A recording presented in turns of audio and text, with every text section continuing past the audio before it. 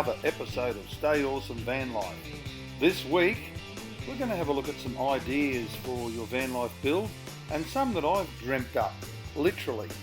Yes, dreaming away, thinking of a perfect next project to get the Stay Awesome Van Life van, which I have not named yet, on the map of van life videos.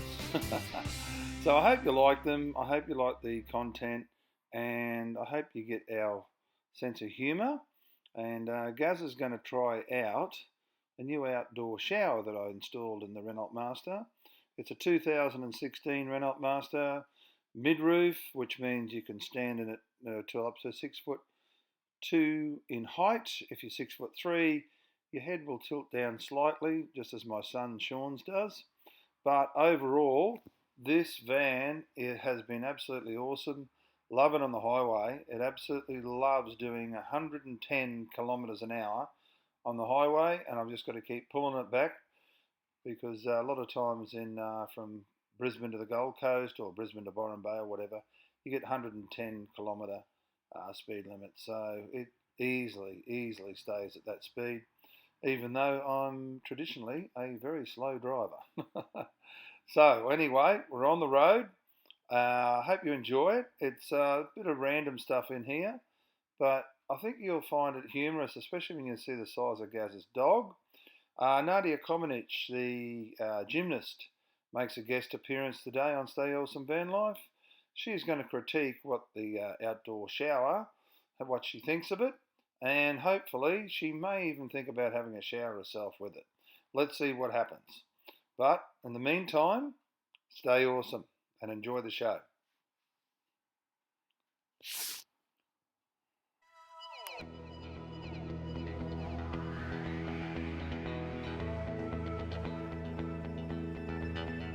Guys, so what are you going to do with my outdoor shower? Hey, I'm going to give the dog a drink. She's really thirsty. Bella, come here. Is that a dog? Looks like a horse to me. It's a horse. Oh, look at that. That's not deer, is it? Oh, she loves it. Come here, Bella. Don't go there. Bella. Bella, come here. Oh, we don't want that shot. Oh. Well, Bella's the first one to have a shower, eh, Bella? Eh? You're the first one to have a shower. Yeah, a bit of a hit, Gaza. Very special, Bella. Well, look at this. She's hiding behind me. Eh? Give it another spray, Gaz. Give it another spray. Beautiful. Outdoor shower. Eh? Fantastic. Yeah. And you come back from the surf. Yeah, that's it. So where does this go? Oh, I'll show you, Gaza. So Nadia, what do you think of the shower? Do you like it? It's awesome. So there you go. Nadia thinks the outdoor shower is awesome. Here's some of the work so far. There's indoor shower that I'm in progress of making, building, and there's the bed with the TV. Next to a neighbour's dream, Russell's dream next door. A little house, a tiny house on the back of his ute. Do you like that? Now everyone's dreaming. It's great, isn't it? Yes. Yeah, that was very ingenious, and the kids love looking at that, eh? It's brilliant. He's done a lot of work to get that right. Beautiful. Now, what are we going to do now?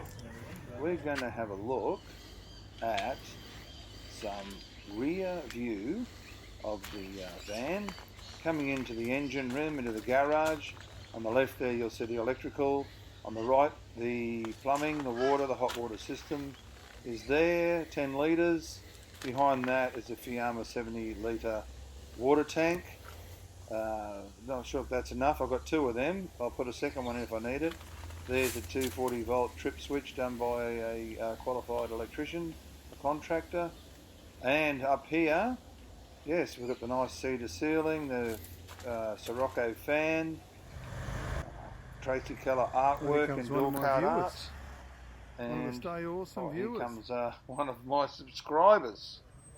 I wonder if she'll pull up and say, Stay awesome! oh, thank you. You're one of my subscribers, aren't you? Double traffic. Okay, Kazza. You're doing a great job. I like the Australian flag you got there. Thank you. Have a great day. You too. Stay awesome. Stay awesome.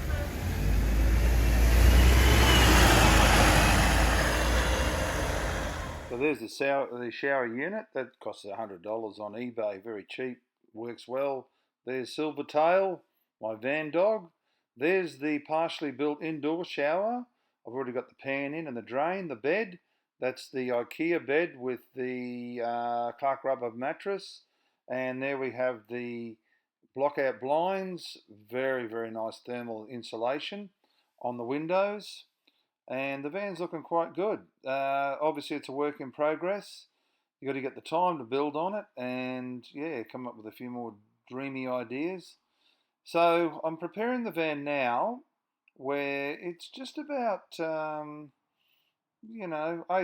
livable. But yeah, got to prepare it though. Nadia might want to come away for a weekend, so I've got to have it looking good. I know what happens when you put Nadia in the van. I'll get more hits. I'll get more views, won't I? That's how it works. We all know that. So anyway, it's all ready to go away for a weekend down at Byron or whatever. The shower there, I've been umming and ahhing whether to have the shower continue as the lounge, and I just use it when I pull the top off the lounge and have it that way, or a full length shower permanent fixture. Not sure yet. There we go, the Glacio Fridge, that's working so well. I put that in on Christmas Day and I haven't turned it off since. It's just run perfectly, absolutely brilliant. Hasn't missed a beat. I really recommend it. It's quiet. It's very quiet. On 12 volt, super quiet. On 240 volt, it's a bit noisy, but I never have it on 240 volt. So just so you know, the heads up with that, the Glacio Fridge is very good. Now and again it ices up, but all you do is just put a couple of towels down, turn it off for a few minutes, and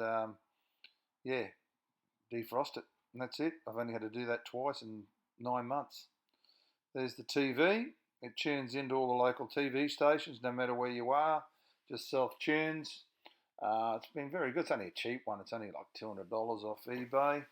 I wouldn't mind a smart TV though, so you can watch all the YouTube videos and Foxtel and everything else. I've got 240 volt. I've got 2 power points inside and a couple of power points in the garage, all professionally installed. Make it safe, all earthed, everything else all by a professional. That's the switch for the pump for the water. That's the water switch pump. And beside that is the weather station. Tells you what the weather's like outside, the temperatures outside and inside. It's quite good to work out, how well your ventilation and insulation's working. This is the inside of the Glacio Fridge. Loaded up when I went to Byron. I think Nadia would like the watermelon on top there. And there we have the Fiamma S45 awning. There's some more. I cheated there. I've got some chef cooked meals from a golf club, and they were brilliant. They were really nice. And a sharp microwave oven. And I put that on the bench, put it in 240 volt power. Works easy, 700 watts that is, so you know. There's a nice meal prepared. I didn't really prepare that, but it looks good, doesn't it? No, that's Rita's work. Here we go here, back view again. Just to recap, you can see the oak waterproof floors. They've really come in handy because when I installed the water, obviously at first you get a few leaks, mainly because you really need to put the inserts inside the 12mm PEX pipe. Each time you do a cut, put an insert in, put the John Guest fitting on, and make sure it goes in really hard, clicks twice, and you won't have any leaks. But if you do not put those inserts in, you're going to have leaks. Hot or cold, put the inserts in. They don't cost much, and if you don't put them in, you have to come back and undo all the fittings and put them back in anyway, so save yourself that drama. The shower pan there I've got off eBay. I think it's about $100. It's fiberglass. I've reinforced it underneath. Yeah, so I know I'm recapping here, but just so you know, the Glacio Fridge has a freezer on the top. and or your cold. There's heaps of room in there, heaps of room in the door and inside the actual fridge. So it's really, really handy, and it's like a nice upright fridge that you can see everything in and access it easily. I could sit on the lounge and just lean over and just check everything out from there. You can see a little window in the background there. That was about $160 off eBay. A little wind out, it's a caravan window that you can open even when it rains. So that's a real handy thing to have. Between that little window and the window on the ceiling, the airflow is magnificent, and I can even speed it up a bit more with the Sirocco fan you can see in the background.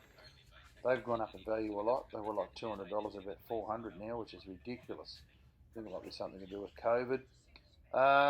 Yeah, just make sure you put a few 12-volt cigarette lighter fittings around the place to future-proof your van and have access to 12-volt power anywhere. I made sure I put a switchboard, well, a fuse box either side of the van for 12-volt, and that way I've got a very nice solid wiring going to the actual fuse boxes, and then off that I can run off other 12-volt devices and fuse them in different locations. So all up I've got 3 fuse boxes in the van. Very important that you use the thickest quality wiring and that you have everything fused correctly, because that's the last thing you want is have that wrong and have high temperatures in your wires or near batteries or whatever. Just don't scrimp on that, and don't scrimp on your insulation. It's just magnificent, the insulation. I've got 3 layers: soundboard, the rock wool, and the bubble wrap reflective. And between those and like the soundboard, it cuts out all the outside noise. So you can even sleep. I've even slept on the side of a real busy road. That's Creek Road at Carina, and yeah, trucks going past. The only thing that sort of half wakes me up is the wind. They rock the van, they're that big. There's big taut line of trucks going past. So yeah, if you don't scrimp on your insulation, you have a very nice climate control and sound deadening within your van that really is going to make long term your whole van experience so much more comfortable. So never ever scrimp on that. Underneath the floor, I was lucky that this one had a fused rubber sealant over the top of the actual metal floor, and it was fused to the floor, and there was no reason to rip it up. I've seen people do that, and I think, why would you do that? It's just another layer of insulation that's done professionally. And yeah, what I did was I cut the subfloor, to match the actual flooring with a tiny 5mm expansion gap all round, and then Sikaflexed the boards to the floor, a few screws to make sure it was down, but once Sikaflex dries, if anyone knows anything about Sikaflex, it's pretty strong. Yeah, and then once you do the build over the top, just make sure, you just sort of let the van talk to you. I've watched Tumble Road, and the guy keeps saying that, let the van talk to you. And it really does, because you can work out, once you get through your build and stay in it a little bit, you can work out what you might want and what suits your needs and what doesn't work if you want to rejig things. But yeah, if you do get sort of semi-right the first time, you're going to eventually get everything perfect for you in the end. So yeah, this has come up really well. It's been a lot more work than what you would expect, because each time you go to do something, you've got to find the right tools, and you may have the tools, but if you're like me, I've got that many tools just to find the actual tool I want. It sometimes takes a quarter of the time to actually do the job. But apart from that, yeah, just make sure you know that what the length and width of your van is.